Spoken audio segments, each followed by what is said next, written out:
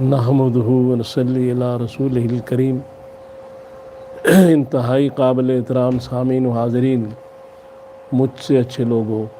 السلام علیکم ورحمۃ اللہ وبرکاتہ۔ دروشی پڑھ لیں۔ اللہم صلی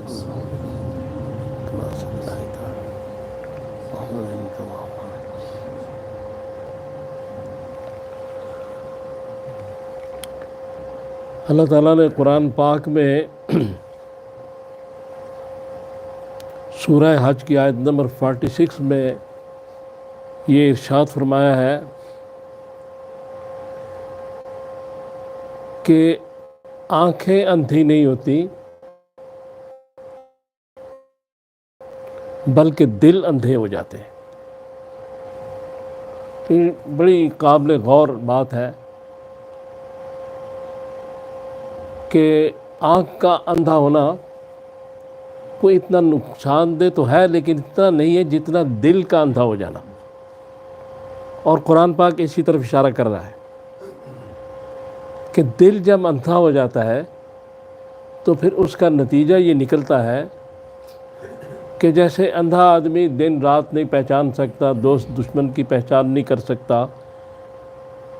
کسی شے کی اسے تمیز نہیں رہتی جو بینائی سے نظر آتی ہے،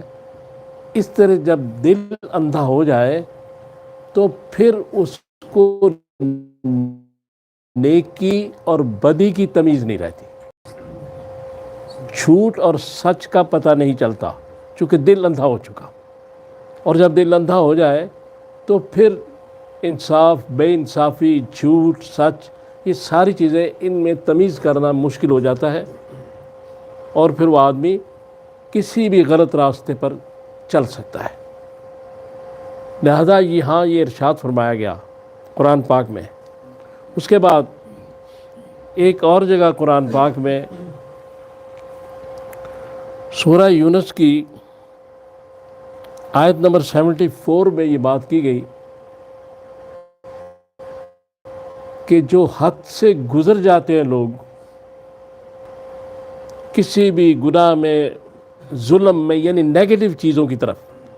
جو حد سے گزر جاتے ہیں تو ہم ان کے دلوں پہ مہر لگا دیتے ہیں، ٹھپا لگ جاتا ہے ان دلوں پہ۔ پھر اس کے بعد سورہ تطفیف جو ہے اس کی آیت نمبر 14 میں یہ کہا گیا کہ پھر ان دلوں کو زنگ اڑا دیا جاتا ہے، یعنی جب اتنے یہ دل اللہ تعالیٰ کی بارگاہ میں یہ گناہ گار جب اتنے ہو جاتے ہیں تو ان دلوں پر زنگ چڑھ جاتا ہے۔ اور اس کے بعد سورہ بقرہ کی آیت نمبر 74 میں یہ بات کی گئی کہ یہ لوگ جو ہے ان کو کیا ہو گیا ہے کہ ان کے دل سخت ہو گئے، اور پتھر سے بھی زیادہ سخت۔ یہاں اللہ تعالیٰ فرماتے ہیں کہ پتھر تو ایسے بھی ہیں کہ جن میں سے چشمے پھوٹتے ہیں، پانی آ جاتا ہے، لیکن دل اتنے سخت ہو جاتے ہیں کہ ان سے کوئی یعنی رقت، کوئی آنسو، کوئی قرآن کی آیت پہ تھوڑا سا آنسو آنکھ سے نکلنا ناممکن ہو جاتا ہے، چونکہ سخت ہو چکے تھے۔ اور یہ صرف بات اس میں گزارش کرنے کی یہ ہے کہ یہ ساری چیزیں جتنی بھی ہیں قرآن پاک نے دلوں پہ مہر اور ساری باتیں جو کی ہیں کئی جگہ پہ، وہ اس کی وجہ یہ ہے کہ جب ہم گناہ کی طرف بڑھ جاتے ہیں، نیکی کو چھوڑ دیتے ہیں، اللہ تعالیٰ سے دور ہو جاتے ہیں، غفلت میں چلے جاتے ہیں، تو پھر ہمارے دل ان کیفیات سے دوچار ہوتے ہیں، اور جب ان کیفیات سے دوچار ہوتے ہیں تو دل کا جو اصل مقصد ہے، اصل فنکشن ہے، وہ ختم ہو جاتا ہے۔ دل کا اصل مقصد کیا ہے، اصل کام کیا ہے؟ ڈاکٹروں کی نظر میں تو یہ پمپنگ سٹیشن ہے، دل جو ہے وہ خون سپلائی کرتا ہے، سپلائر ہے، لیکن اصل دل کا مقصد کیا ہے؟ اصل دل کا مقصد یہ ہے کہ وہ پاک ہو، تزکیہ نفس ہو۔ جتنے بھی انبیاء کرام خصوصاً محمد رسول اللہ صلی اللہ علیہ وسلم تزکیہ نفس کے لیے آئے، دلوں کو پاک کرنے کے لیے۔ اب دل اگر پاک ہو جائے تو پھر اس کے بعد گناہ آدمی سے نہیں ہوتا، اور گناہ چھوڑتے جانے سے دل پاک ہوتا ہے۔ اور جب گناہ نہیں ہوتا تو پھر نیگیٹیوٹی ختم ہو جاتی ہے۔ گناہ ایک نیگیٹو چیز ہے، نیکی ایک پازیٹیو چیز ہے۔ جتنا بھی نیگیٹیوٹی کی طرف جائیں گے منفی اثرات پیدا ہوں گے، باڈی میں، جسم میں، برین میں، دماغ میں، دل میں، ہر جگہ، اور وہ انسان کے ہارمونز پہ افیکٹ کرتے ہیں، اور اس کے بعد یہ ڈپریشن وغیرہ ساری چیزیں پیدا ہوتی ہیں جو لاسٹ ٹائم میں نے بات کی تھی۔ اب مسئلہ یہ ہے کہ جو دل ہے انسان کا، اس کو دل کہا جائے یا قلب، تو قرآن نے قلب استعمال کیا، یا روح، یا جو بھی چیز ہے، یا نفس ہے، اس کا پازیٹیو وے پہ آنا بڑا ضروری ہے، مثبت انداز کی طرف۔ جب مثبت انداز پہ آ جائے گا، ہماری کوشش یہ ہو کہ ہم ہر کام مثبت کریں، پازیٹیو کریں، اور پازیٹیو ہونے کی وجہ سے یہ ہوتا ہے کہ آدمی کسی کو نقصان نہیں پہنچاتا، اس سے کوئی نیگیٹو ایکشن نہیں ہوتا۔ پوری ورلڈ میں یہ سمجھا جاتا ہے کہ جتنے بھی نقصان دہ چیزیں ہیں وہ نیگیٹو ہیں، نیگیٹو ان کے اثرات ہیں، اور وہ نیگیٹو چیزیں ہیں۔ تو جب یہ پازیٹیو انسان کی سوچ ہو جائے، جب دل پازیٹیو ہوگا، دل پاک ہو جائے گا، دل کا تزکیہ ہو جائے گا، تو تھنکنگ جو ہے یہ بھی پازیٹیو ہو جائے گی۔ جب تھنکنگ پازیٹیو ہو جائے گی تو پھر آدمی جو ہے اللہ تعالیٰ کی طرف بڑھنا شروع کر دے گا۔ تو جب اللہ تعالیٰ کی طرف بڑھنا شروع ہو جائے گا تو پھر دل کے اندر سے انکشافات ہوں گے اس پر۔ پھر وہ علامہ اقبال کا شعر ہے کہ جب عشق سکھاتا ہے آداب خود آگاہی، کھلتے ہیں غلاموں پر اسرار شہنشاہی۔ تو پھر وہ کیفیت پیدا ہو جاتی ہے۔ اب اس میں یہ چیز ایک اور ہے کہ حدیث پاک ہے 271 نمبر ہے اس کا، جلد پنجم معروف الحدیث، ترمذی کی ہے۔ اس میں کہا گیا ہے کہ جب کوئی انسان گناہ کرتا ہے تو اس کے دل پہ ایک داغ لگ جاتا ہے، اگر وہ توبہ کر لے تو معاف کر دیتا ہے اللہ، لیکن اگر وہ گناہ کرتا جائے اور توبہ نہ کرے تو پھر داغ بڑھتے بڑھتے پورا دل سیاہ ہو جاتا ہے۔ اور اسی کو سورہ تطفیف کی آیت نمبر 14 نے زنگ آلود دل سے بیان کیا ہے۔ تو لہذا ہمارا، اگر ہم خوشی کے ساتھ اس زمین پر رہنا چاہتے ہیں تو اس کا ایک ہی مقصد ہے، ایک ہی اس کا کام ہے، ایک ہی فنکشن ہے ہمارے لیے کہ ہم دوسروں کو خوش رکھیں۔ اگر ہم خود تکلیف میں نہیں رہنا چاہتے کہ دوسروں کو تکلیف نہ دیں،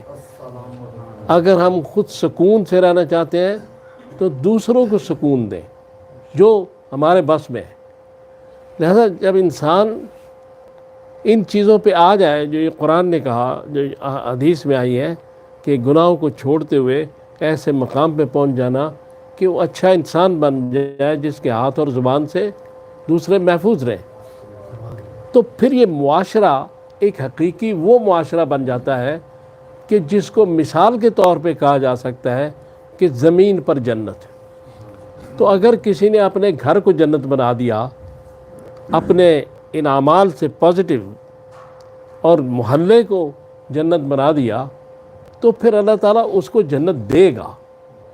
اس لیے کہ اس نے یہاں وہ کام کیا جو وہاں اس کو ملنا تھا۔ یہ ساری چیزیں اس لیے میں بیان کر رہا ہوں کہ جتنی بھی ہماری تکلیف، پریشانیاں ہم محسوس کرتے ہیں، یا جو ڈپریشن یا دوسری چیزیں، ان کی وجہ یہ ہماری نیگیٹو تھنکنگ ہے۔ پازیٹیو تھنکنگ ہمیں لانی ہوگی، اور وہ اسی طرح آئے گی کہ جو قرآن اس کا ایک حل بتا رہا ہے، بہت زبردست حل۔ جتنی بھی میں نے دل کی کیفیات بیان کی ہیں، جو قرآن میں بھی ہوئی ہیں دوسری جگہوں پہ، جن میں دل کے نقائص ہیں، جن میں دل کی ناکامیاں ہیں، ان کو کامیابی میں بدلنے کے لیے قرآن نے ایک بڑا زبردست نسخہ دیا ہے۔ سورہ رعد کی آیت نمبر 28 ہے، اور وہ اتنا زبردست جملہ ہے کہ الا بذکر اللہ تطمئن القلوب، یعنی اللہ کے ذکر کے علاوہ تمہیں کوئی اطمینان دے ہی نہیں سکتا، اور اگر اللہ کا ذکر ہے وہ کیا جائے تو پھر اطمینان قلب حاصل ہو جاتا ہے، تو اطمینان قلب حاصل ہونے سے دل جو ہے مطمئن ہو جاتا ہے، مطمئن دل۔ اور اللہ کا ذکر یہی ہے کہ جو رسول اللہ صلی اللہ علیہ وسلم کے ارشادات ہیں ان پر عمل کیا جائے تو اللہ کا ذکر ہو جائے گا، یعنی امپلیمنٹ کرنا ضروری ہے،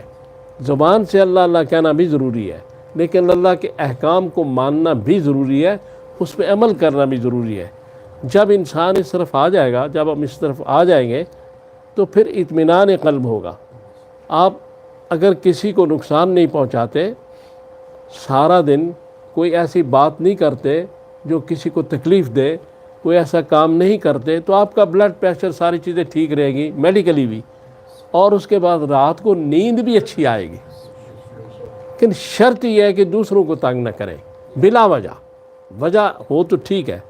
بلا وجہ۔ تو جتنا بھی اطمینان دل کا جو ہے وہ اسی بات میں ہے کہ ہم اللہ کا ذکر کریں، اور اللہ کا ذکر غریبوں کی مدد کرنا بھی ہے، اللہ کا ذکر مسکینوں کے چولہے جلانا بھی ہے، اللہ کا ذکر ماں باپ کی خدمت بھی ہے، اللہ کا ذکر اولاد کی اچھی تربیت بھی ہے، اللہ کے ذکر ہمسایوں کے ساتھ اچھا سلوک بھی ہے، اللہ کا ذکر ہر دوسرے انسان کے ساتھ اچھا سلوک کرنا، یہ بھی اللہ کے ذکر کی ایک معنی ہے، ایک ٹرم ہے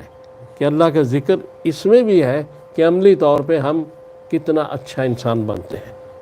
تو اللہ تعالیٰ سے دعا کریں کہ اللہ تعالیٰ مجھے اور آپ کو توفیق دے کہ میں نے جو باتیں کی ہم پہ عمل کر سکیں۔ صلی اللہ تعالیٰ علی خیر خلقی محمد